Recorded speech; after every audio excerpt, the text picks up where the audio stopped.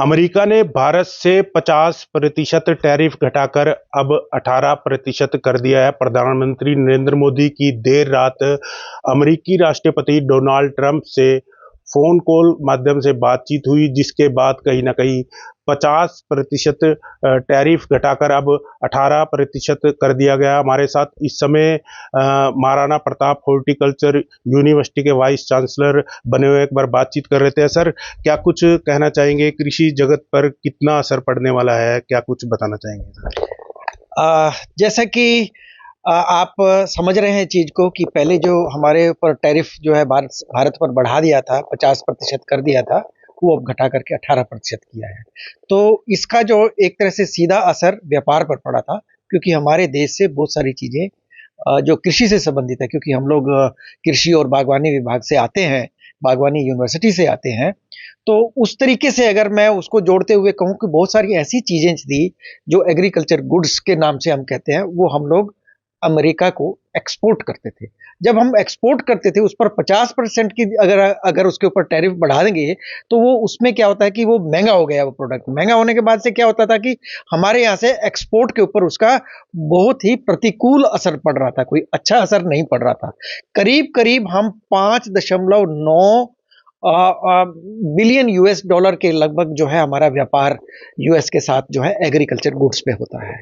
और बाकी अगर हम देखें तो जो अमेरिका से हमारे पास चीजें आती हैं, वो करीब करीब 3.5 बिलियन यूएस डॉलर के आसपास आता है। तो ट्रेड डेफिसिट भी है।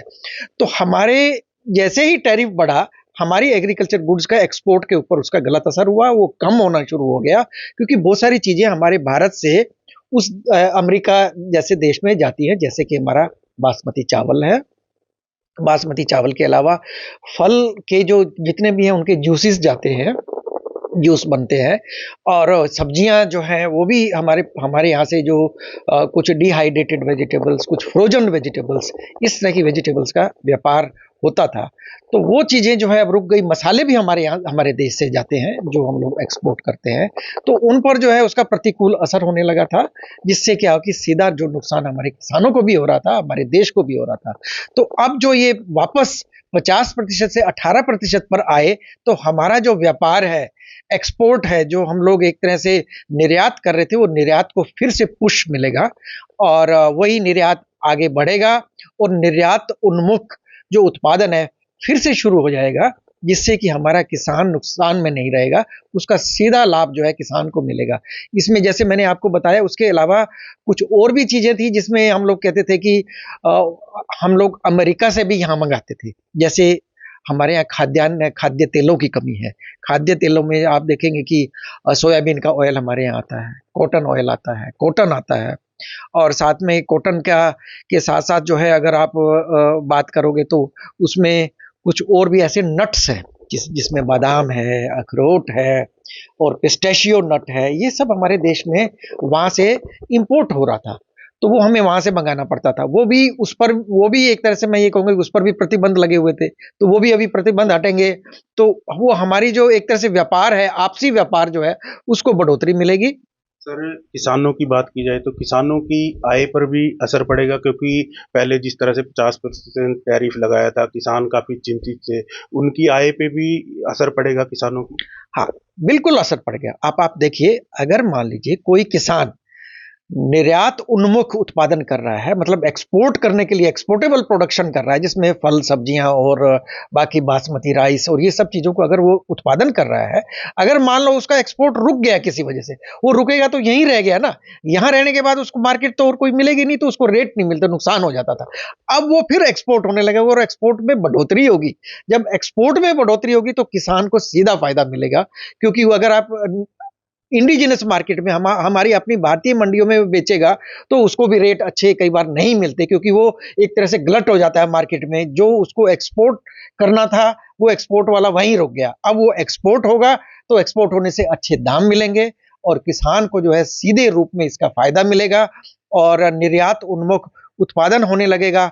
गुड एग्रीकल्चर प्रैक्टिसेस और जितने भी आप देख रहे हैं कि जो यूरो गैप के माध्यम से और दूसरा ग्लोबल गैप जिसको यूज करें, अभी हम लोगों ने भारत गैप भारत सरकार ने शुरू किया है, और जो हमारा APEDA agriculture produce export development agency है, उसके माध्यम से भी एक्सपोर्ट को प्रमोशन किया जा रहा है। वो एक्सपोर्ट को प्रमोशन मिलेगा, बढ़ोतरी मिलेगी। हमारे बहुत सारे प्रोडक्ट जो कृषि के माध्यम से तैयार होते हैं, उनका उत्पादन जो है एक तरह से बेहतर ढंग से होगा और लाभ मिलेगा किसानों को। कृषि यंत्रों पे भी सर कुछ असर दिखने वाला है, क्योंकि हरियाणा कृषि प्रधान देश है, आप भी वाइस चांसलर है यूनिवर्सिटी के, इसका यंत्रों पर भी कुछ असर पड़ेगा?